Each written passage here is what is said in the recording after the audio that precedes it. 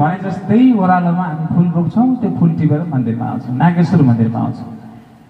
धेरै धन्यवाद छ। आजको यो उद्घाटन कार्यक्रम हो। भोलिदेखि हामीले मजाले प्रवचन सुन्छौँ, ज्ञानका कुरा सुन्छौँ, धार्मिक कुरा सुन्छौँ, भजनमा नाच्छौँ, आनन्दित हुन्छौँ। त्यसैले आज उद्घाटन हो।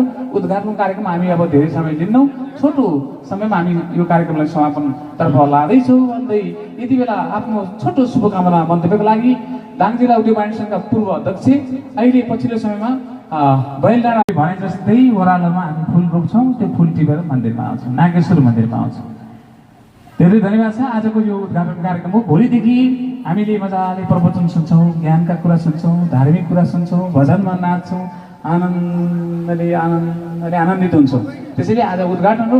उद्घाटन कार्यक्रम हामी अब धेरै समय लिन्नौँ, छोटो समयमा हामी यो कार्यक्रमलाई समापनतर्फ लाँदैछौँ भन्दै यति बेला आफ्नो छोटो शुभकामना मन्तव्यको लागि दाङ जिल्ला उद्योग वाणिज्य सङ्घका पूर्व अध्यक्ष अहिले पछिल्लो समयमा बैलडाँडा